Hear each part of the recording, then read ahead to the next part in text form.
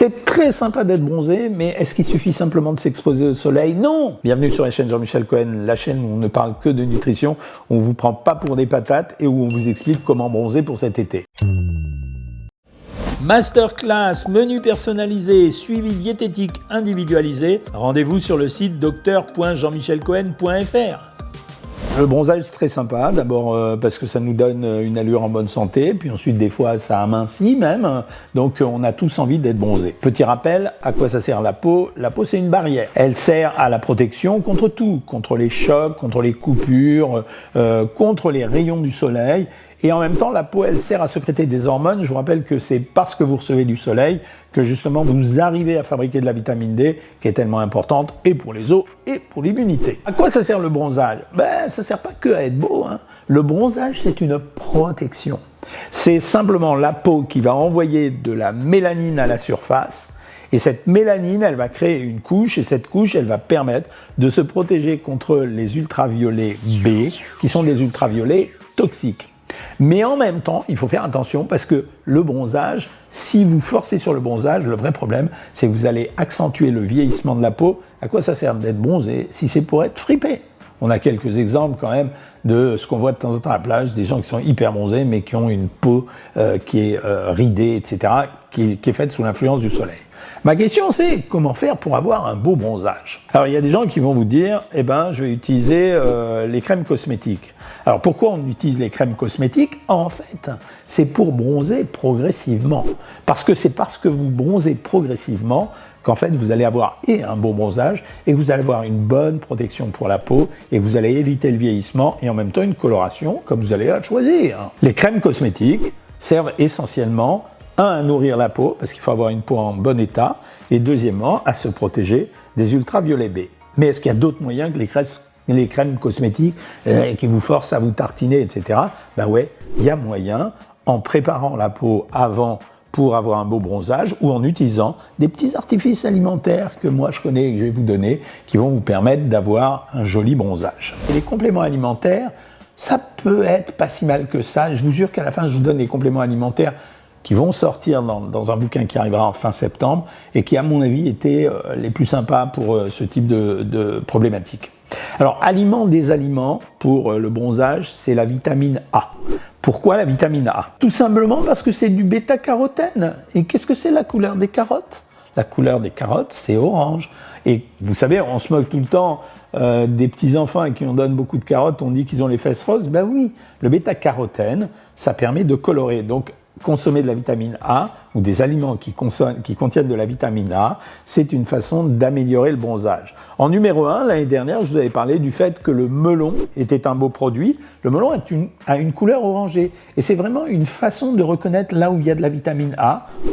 Le plus, en tout cas, c'est la coloration. Et quand vous avez une coloration type carotte, alors vous savez que ça contient de la vitamine A. Donc je vous ai dit le melon et je peux poursuivre en vous parlant du potiron ou du potimarron ou de la courge butternut, en fait tout ce qui va avoir cette coloration orangée.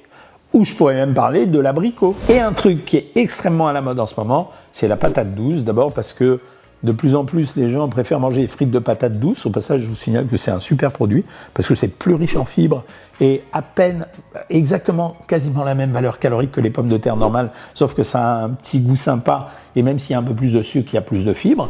Mais après, il y a d'autres produits dans lesquels on peut trouver la vitamine A, comme par exemple les épinards, le cresson. Mais moi, je préfère les premiers parce que c'est plus facilement identifiable et honnêtement, les gars, melon, abricot, potimarron, en fait, bref, tout ce qui va avoir une couleur orangée, fastoche, quoi, à manger à cette période de l'année. Deuxième produit, les aliments riches en tyrosine. Pourquoi tyrosine? Simplement parce que tyrosine, c'est un précurseur de la mélanine.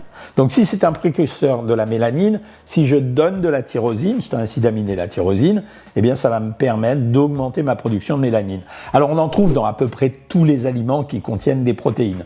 Mais il y en a quelques-uns que je préfère à d'autres. J'aime bien la banane, l'avocat. C'est rare pour moi les graines. On va en trouver dans les produits de la mer, c'est la bonne période, reconnaissez. Et on va trouver ça dans certaines algues, y compris dans la spiruline, qui n'est pas vraiment une algue, mais qui est un micro-organisme. Il y a des gens qui adorent manger de la spiruline. Et en fait, vous savez que manger 5 grammes de spiruline, ça vous amène presque 125%, je crois, de la dose de vitamine A recommandée. Donc c'est pas si mal que ça, vous voyez comment on change, on évolue au fur et à mesure des connaissances. Des fois je dis un truc et puis quelques années plus tard j'ai des nouveaux articles scientifiques et je peux corriger les choses. Après tout ça, on garde quand il faut garder une bonne vitalité à la peau. Et vous savez ce qui garde une bonne vitalité à la peau, c'est les graisses. Mais c'est pas toutes les graisses, c'est les aliments riches en oméga 3. Alors tout à l'heure on a parlé du poisson. Dans les poissons, je vais avoir plutôt tendance à prendre ce qu'on appelle les poissons gras. Numéro 1 des numéros 1, c'est le saumon. Le thon, c'est sympa, mais tous les thons ne sont pas riches en matières grasses. Le maquereau, les sardines, les anchois. Mais numéro 1 des numéros 1, c'est le saumon. Oh, bizarre, il est en plus, il est coloré rose. Bien sûr, les oméga 3, vous les trouvez aussi dans les huiles. Ça veut dire qu'il va falloir choisir vos huiles. Essayez de privilégier non pas l'huile d'olive, mais les huiles de colza ou les huiles combinées. Pourquoi ? Parce qu'elles sont plus riches que les autres en oméga 3. Alors après, il y a des huiles plus classes, style l'huile de lin, etc. Mais bon, on va pas courir acheter de l'huile de lin juste parce qu'on veut bronzer alors qu'on n'en mange pas tout le reste de l'année. Et puis, on va retrouver pour les oméga 3, encore une fois, les avocats. Et si je veux continuer à protéger ma peau, on a dit vitamine A, on a dit tyrosine pour augmenter la mélanine, on a dit oméga 3. Je vais rajouter aussi de la vitamine E, mais ça tombe bien, parce que la vitamine E, par exemple, je la trouve dans l'avocat. Donc le menu type pour bronzer, alors imaginons, on veut bronzer vraiment à tout prix, on veut éviter de prendre les compléments alimentaires, etc. Voilà, j'ai qu'à prendre un demi-melon en hors d'œuvre, je vais me prendre une assiette de saumon, je vais le prendre, allez, si j'en ai marre de manger rose et que je veux pas manger des carottes, je vais peut-être prendre des épinards ou je vais faire un mélange et je suis pas obligé de manger que ça.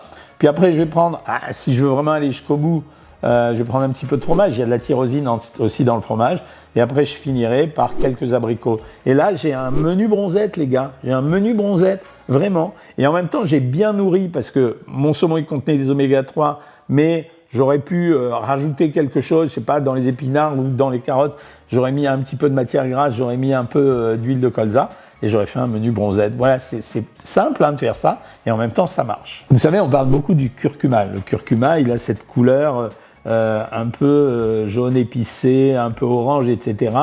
Et il y a plein de gens qui se sont mis à manger de la curcumine. Alors juste, je vous le dis, ça ne sert absolument à rien. J'ai fait toute la bio du produit. C'est pas parce que vous mangez de la curcumine que vous n'aurez pas le cancer. Par contre, le curcuma, c'est un bon truc pour essayer de faire bronzette. Ça veut dire que dans le menu que je vous ai donné tout à l'heure, je vais saupoudrer un peu avec du curcuma et puis je vais peut-être même le faire assez régulièrement. C'est pas si mal que ça, rien de dangereux à le faire et en même temps ça contribuera à augmenter votre capacité à bronzer. Alors complément alimentaire, je vous le dis là, je suis obligé de regarder parce que j'ai écrit le bouquin, je me souviens plus de tous les trucs. J'ai trouvé quelques produits qui étaient pas mal. Il y avait Eunobiol Perfect Bronze Auto-Bronzant, UV Skin de NHCO, Luxéol Solaire et Sun Active de chez Aragan. C'était des produits que j'avais analysés, j'avais regardé et c'était pas mal pour augmenter le bronzage. Ils présentaient deux avantages, c'est-à-dire augmenter la capacité à bronzer mais en même temps protéger la peau. N'oubliez pas que protéger la peau c'est vachement important. Il y a des maladies très graves qui peuvent venir de ça, donc faites très attention. Voilà ce que j'avais à vous dire. J'espère que vous allez bronzer de folie, que vous allez être au taquet, vous allez être très beau, très belle et que vous m'enverrez peut-être des photos pour me montrer.